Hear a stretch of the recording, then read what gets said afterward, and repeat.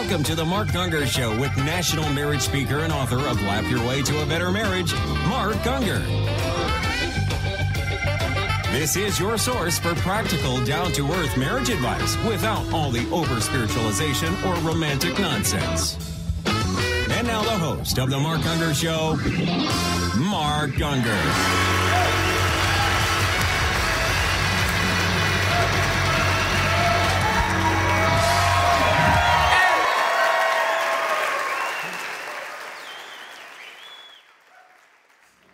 Alrighty, here we go.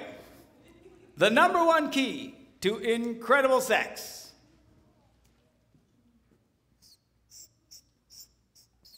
Exclusivity. I can't spell. Exclusivity. When one man focuses just on one woman. Looking at the Song of Solomon. Now she writes and says, I belong to my lover, and his desire is for me. Something incredible happens when a man focuses on just one woman. Now, this is radical what I'm telling you, because our culture today says the key to great sex is lust. The more you fantasize, the more you check out the hot babes, the more you're looking at pornography on the internet and check, oh, the better your sex life will be. But they are lying to you.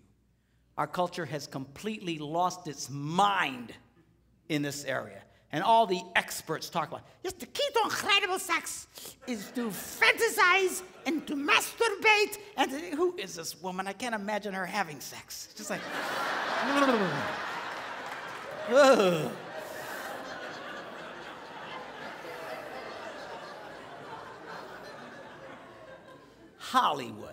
Hollywood, the people who can't stay married for more than 3 months at a time, is giving us the perfect scenario for great sex. Lust, fantasy, ooh, ooh, ooh, ooh. But it is a big, fat, stinking, puking lie. It doesn't work. You say, well, you're just against it because you're a preacher. No. I do not oppose lust on moral grounds. I could preach you to hell and back if you wanted. But I don't have to. It doesn't work.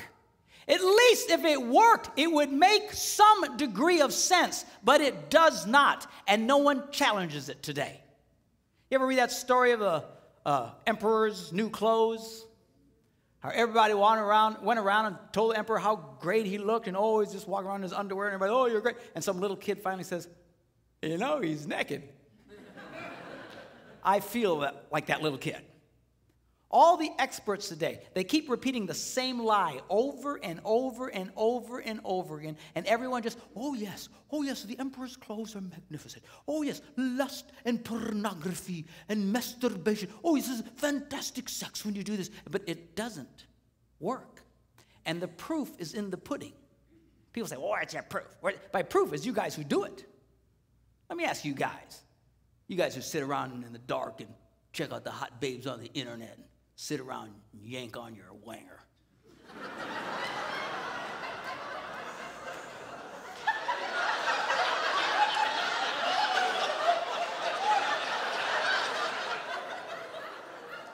Come on, you wanger yankers. You know who I'm talking to. Let me ask you a question. How's that working for you? Huh? You got great sex? You know you don't. In fact, the more you do it, the more you indulge in it, the worse your sex life becomes. And the prescription the world gives us is, oh yeah, you just need more porn, you need more porn. But it doesn't help. It keeps making it worse. It is destroying people's lives. In Hollywood, they just don't get it.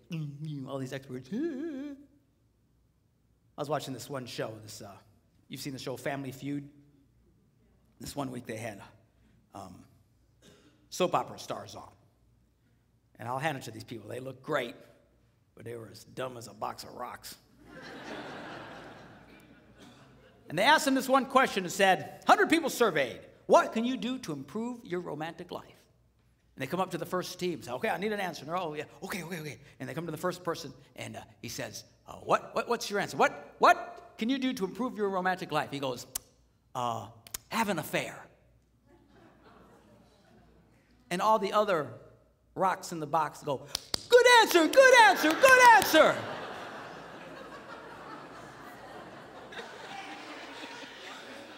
Have an affair.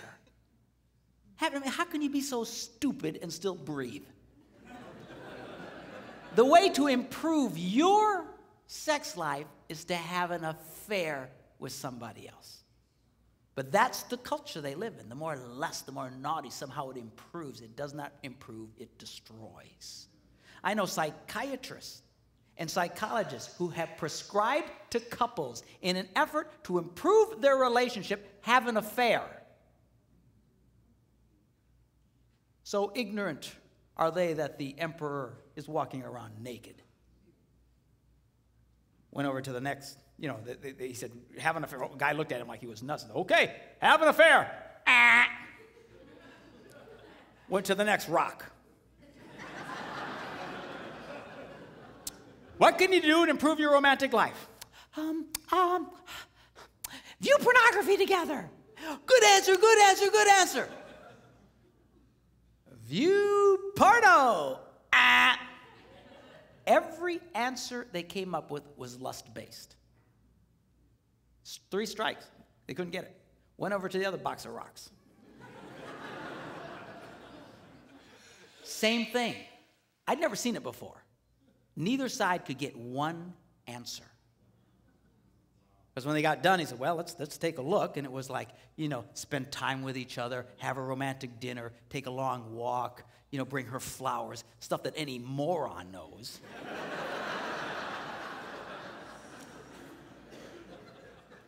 But these people don't get it.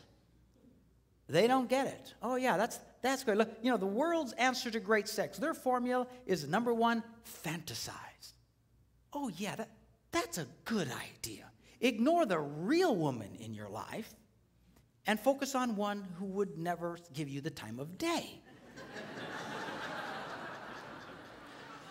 Oh, yeah, let's do that. Let's pretend. Let's live in a fantasy world. We are trading in real women for fantasies. How can we be so stupid? And this is becoming a real problem. And you know who's beginning to notice it? A lot of people way off on the liberal left are starting to notice it. They're starting to write about it. They're starting to realize there is a problem. Men are becoming more and more diminished sexually and are becoming unable to perform because they have so overstimulated themselves with pornography. It is destroying them. I've met women who've told me that their husbands prefer pornography and masturbation to actually making love to them. I had a woman in my office, and she's a 20-something-year-old, good-looking woman, like Hoochie Mama, okay? Well, I didn't think pastors notice that sort of thing. Hey, I may be sanctified, but I'm not petrified. All right.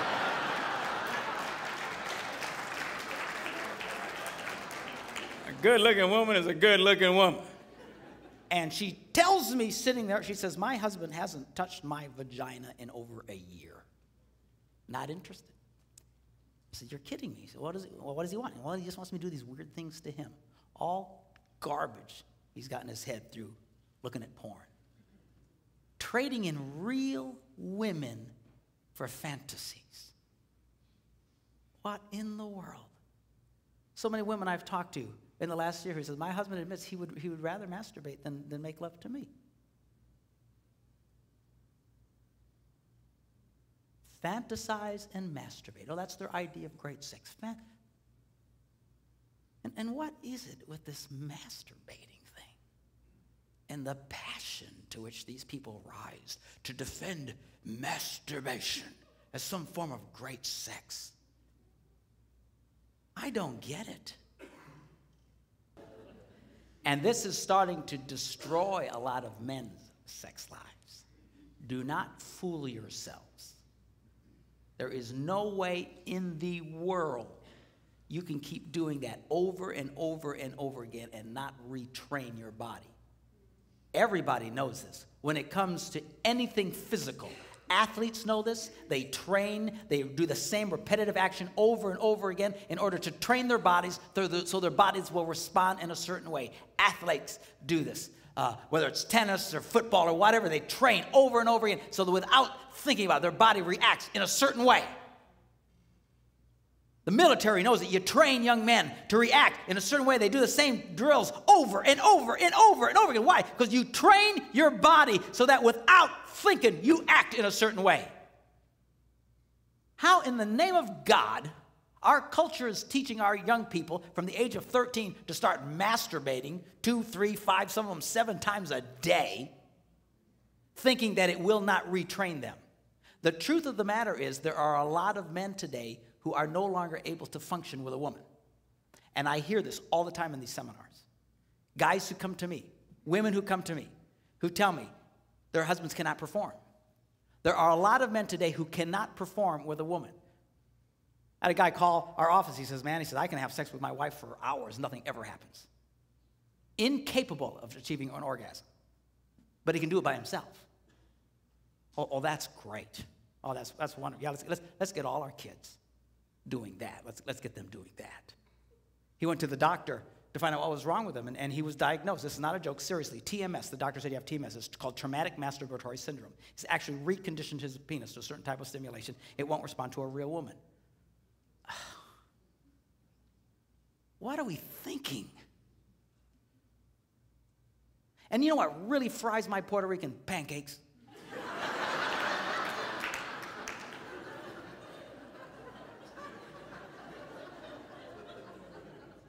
Is when they say, well, this is how you can achieve orgasm. You masturbate until you achieve orgasm. And they tie the words masturbation and orgasm together. They are crazy. You cannot achieve an orgasm through masturbation. You can ejaculate. You can have something physically happen to you, but it is not an orgasm. An orgasm is when you're making love to a woman and you reach your peak and endorphins are released into your bloodstream and every cell in your body stands up and grabs the hand of the cell next to it and goes, hallelujah!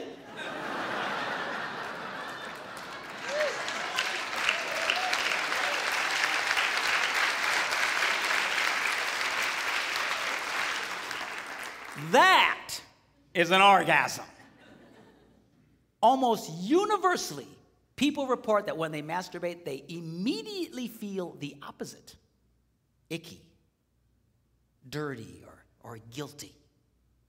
And psychologists have been telling us for decades now, oh, you don't have to feel guilty about masturbating. It's fine. I know Christian pastors who tell their young people, you don't have to feel guilty about masturbating. It's fine. I know psychologists, you don't have to feel guilty. It's fine. I'll tell you what, you can fool your mind, but you will never, ever, ever fool your body.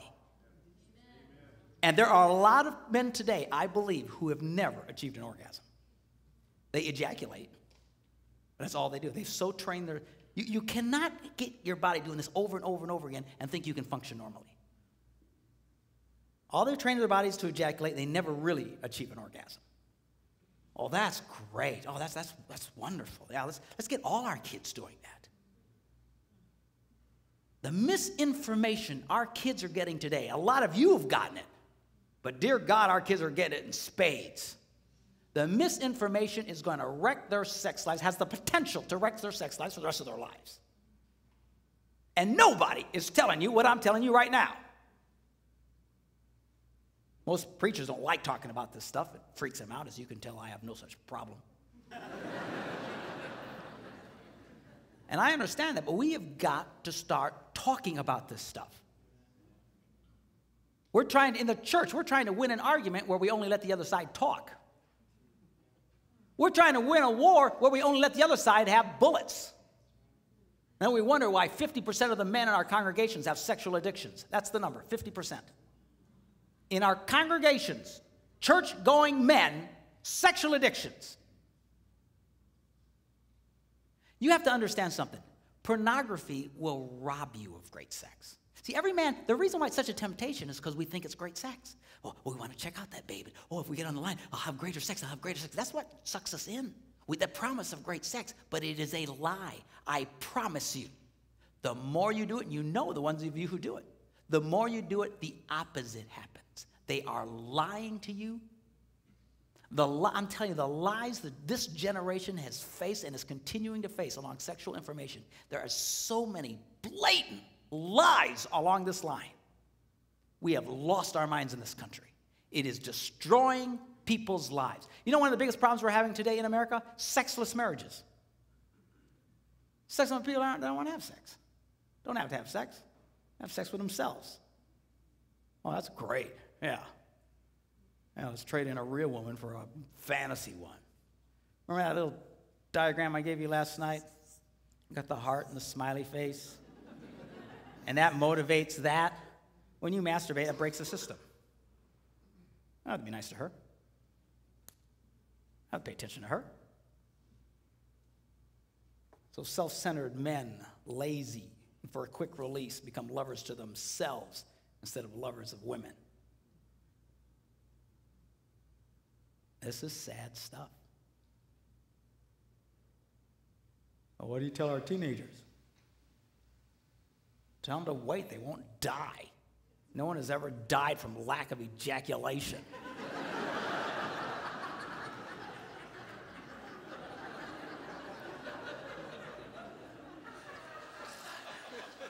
And there's a lot of misinformation about that. People talk about this condition called blue ball. And not to try to gross you out, but that's, well, I have women, well, what about my son? Won't they get blue ball if they don't mess? No, they won't. That is one of the biggest urban myths that there are. It's the most ridiculous bunch of nonsense. There is a condition like that, but it has nothing to do with ejaculation, nothing. It has to do with being overstimulated for a long period of time.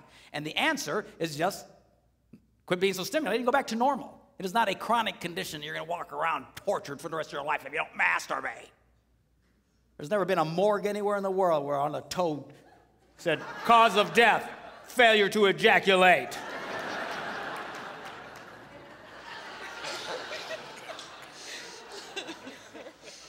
Biggest bunch of lies. We're not animals.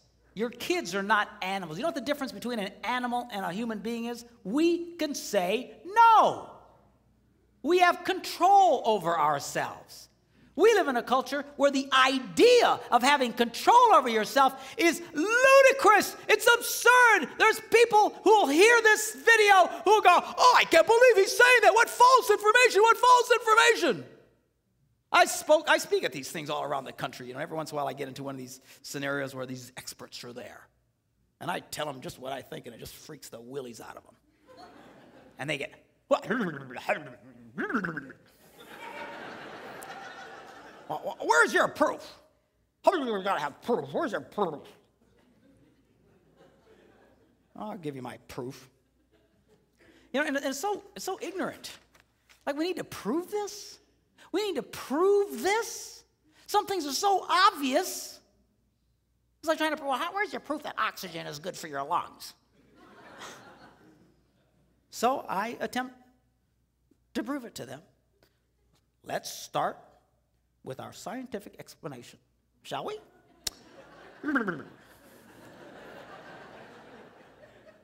Let's assume that A turned on woman plus B, a turned on man, equals the best possible sex. Okay? Are you okay with it? Are you following? Does that seem logical? For some reason, this is like, whoa! Oh, I've never heard such a thing to these experts. I mean, come on. If you don't have a turned-on man, kind of hard to have really great sex. If you don't have a turned-on woman, kind of hard to have really great sex. So we can at least agree you need a turned-on woman and a turned-on man to have great sex. Yes, we're there, okay? All right, now let me take a little survey here.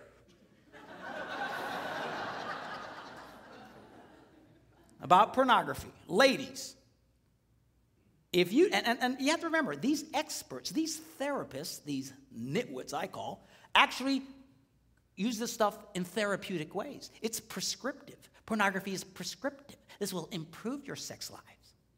So let me ask you, ladies, if you knew your husband had just been watching pornography and wanted to use you to satisfy himself while thinking about that other woman, how many of you that would make you feel very sexual and turned on? Let me see your hands.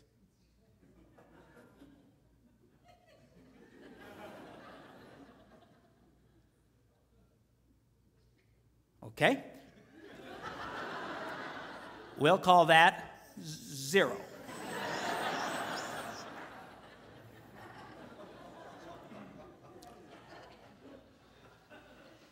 I presented this to some people. Say, "Well, you can't do that. You're not going to ask women if they're turned on.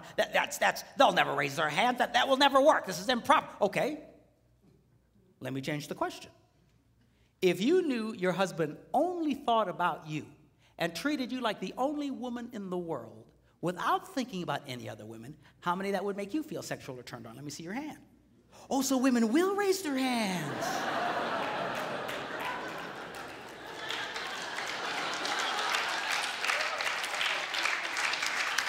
All right, come on.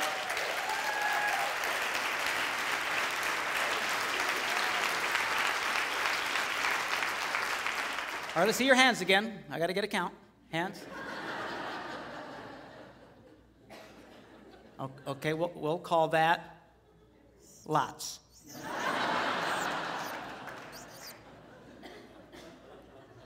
Now, for our formula, for these experts who need, all right, I have checked with some of the greatest mathematical minds in the country, some graduates of MIT, and have determined, after repeated and at length discussions, that lots is greater than 0.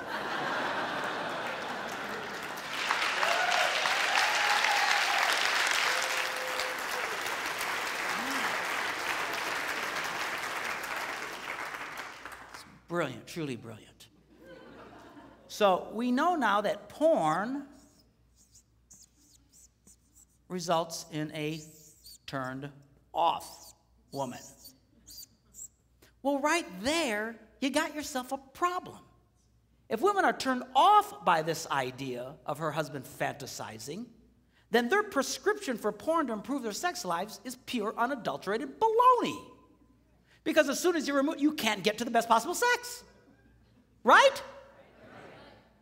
And I do this for thousands of people. I have yet to have a solitary woman go, "Oh yeah, that'd be great." And I'm sure there must be one or two out there. But this is so lopsided, it blows one's mind. So blind are these people that the emperor's walking around naked. "Oh, well, yeah, but we've learned it." And all the experts say, well, we know that repeat porn exposure results in a diminished male. And I'm telling you, these people are starting to notice this. We're getting writings of people in secular magazines, liberal magazines, who are complaining, hey, men are not able to perform. This is impacting men physically. They're not able to perform as a result of this stuff. I know of men, I know of ministers who, while they're making love to their wives, insist on having a dirty magazine open next to them so they can stay stimulated while making love to their wives. You can imagine how wonderful that makes her feel.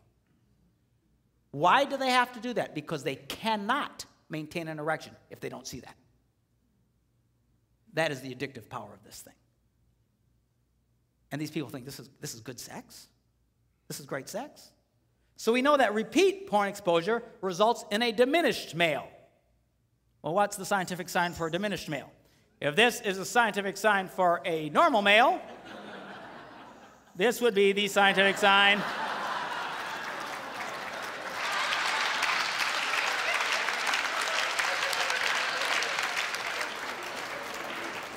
for a diminished male. All right, you're all tracking with me here? All right, so this finally leads us to our scientific formula for the best possible sex.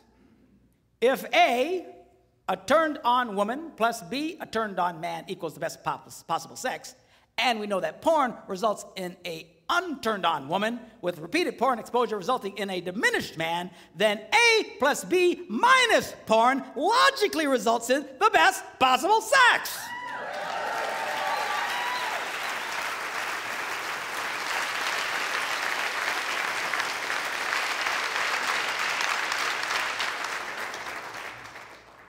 Which means that these experts' information has to be based on broken science.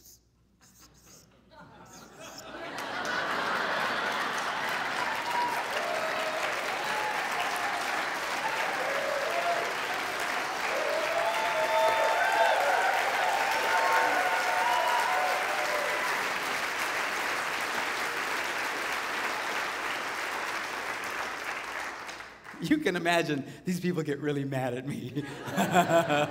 And I don't care. I love it. I love it. These people look at me like I just dropped in from Mars.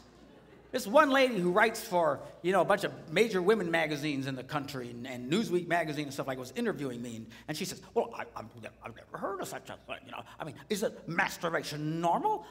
After all, children masturbate. So what? Children don't masturbate. She says, well, they touch themselves. So, well, I touch myself.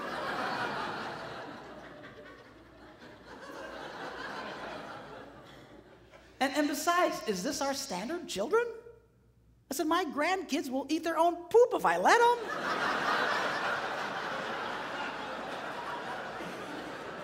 Does that mean we should all eat poop? These people do not think, I'm telling you, they're the most intellectually dishonest people in the world when it comes to this issue. You know why? Because they're all addicted to this nonsense. And I need more porn, I need more porn, I need more fantasies. And because of this imprinting that I talked about you at the beginning, these men have so imprinted, they've got to constantly react and relive pornographic or naughty scenarios in their minds so they can enjoy sex. And if you've been there, I'm telling you, you need to break yourself of that. You need to refocus. You need to take out the camera and start taking some new pictures. You make love to that girl. Forget about that other stuff. Quit trying to relive garbage in your head. It won't give you great sex. It will rob you. I promise you, the key to great sex is focusing on just one woman. You see, lust is like eating snack food all day long. It'll ruin your appetite for the real thing. Your mama was right. Snacking will ruin your appetite. You out there checking out that babe, checking out that babe, checking out the magazine, checking out porn. It's going to wreck your appetite for the real thing. You just try it. Try it for 30 days. Anybody can do anything for 30 days.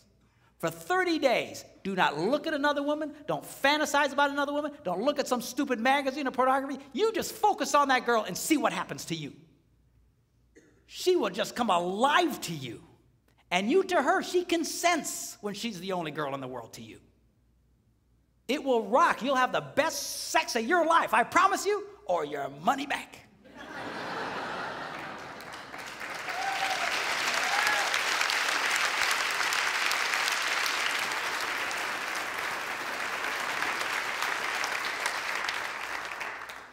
Let's get this right. I'm telling you, this will change your world. It'll change your world. We've got to start giving good information. Your kids need to hear about this. They've been lied. You know, when I do this for teenagers and for like young adults or college kids, they sit there stunned. You know what they say to me afterwards? How come no one ever told us this? Because all they've heard is the other nonsense. I know Christian ministers who encourage their kids to masturbate. I know a leader of one of the largest family organizations in America. I won't mention his name out of respect. Encourages. He's against pornography, but he thinks it's okay to masturbate. You mean I can never touch it?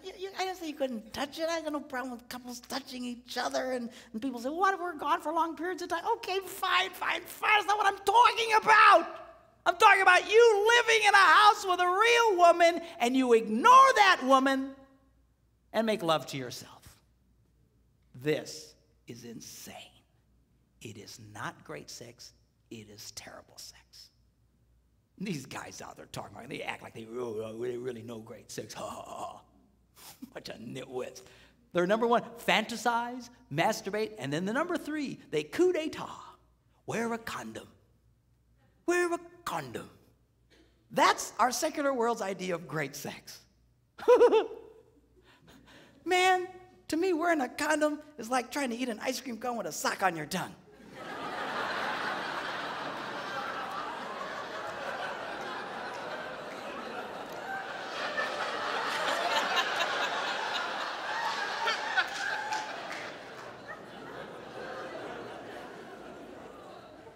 Man, if you want to practice birth control, use something else than a condom, man, don't you? If you can't tell the difference between real sex and a condom, we need to have a telethon for you, man. Raise money for a cure. That's it. And boy, that gets these experts really angry. When I say that, they get so angry. Oh, you're giving dangerous information. You're getting dangerous information. No, no, no. For the record, camera one, for the record, let me state, if you're going to have sex outside of marriage, by all means, wear a condom. If I were you, I'd wear 2 or 3.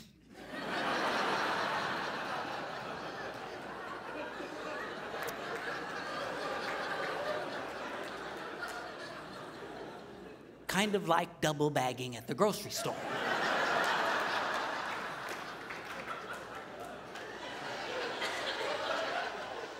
But do not delude yourself.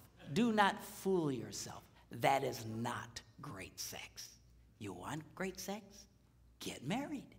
The beautiful thing about being married is I don't have to wear a stupid condom.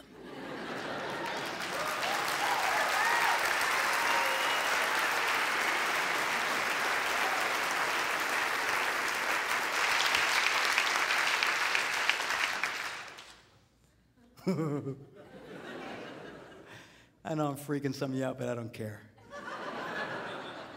I'm on a mission, man. Let's get this stuff right. Let's get this stuff right, man. God knew what he was talking about when he talked about one man focusing on just one woman. That is great sex. That is incredible sex. That'll blow your mind, knock your socks off sex. This fantasy nonsense and all this other stuff is destructive. It is poisonous. It is not great sex. It robs these people of great sex, and they're constantly looking for better sex, trying to get satisfied somehow, trying to up the level somehow. It's like a heroin addict. It doesn't work. It just doesn't work. And if there's any group in the world who should have this together, it ought to be Christian people, in my opinion. Christians ought to be known for great sex. We should. People ought to be saying, man, stupid Christians, I hate them. Yeah, a bunch of self-righteous hypocrites, yeah. Here they got great sex lives out.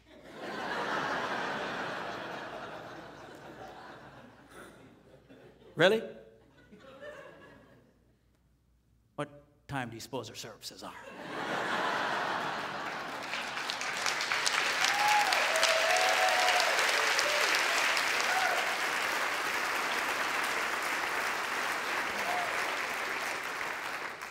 And we need to get this right. I know it's hard. This whole sexual thing can be a real struggle between men and women, that perfect standoff that we talked about. But don't neglect this area. Pay attention to this area.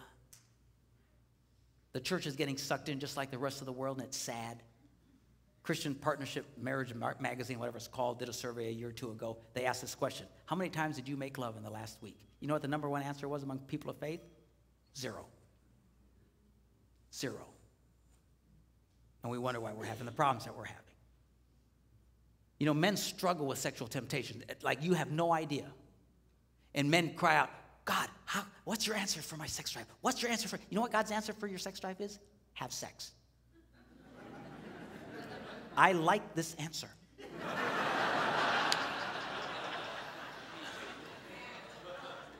Girls, you need to be there for him.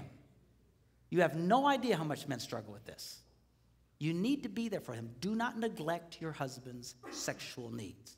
I know it's okay to put the conditions, all that kind of stuff, everything I talked about, but bottom line, fundamentally, you cannot ignore this area. I hear women complain bitterly. Oh, I wish the men in our church were more involved. I wish the men in our church would get more excited, and they just praise the Lord more. I got bad news for you, girls. It's really hard for a sexually frustrated man to praise the Lord.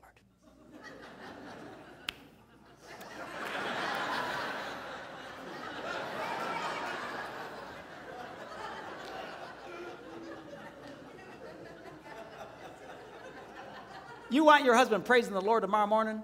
You put a smile on that boy's face tonight.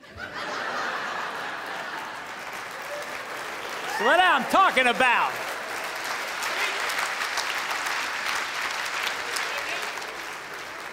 He'll walk into this place going, hallelujah, somebody sing a song, let's get going. Ha-ha, bingo! All right, y'all still love me? All right.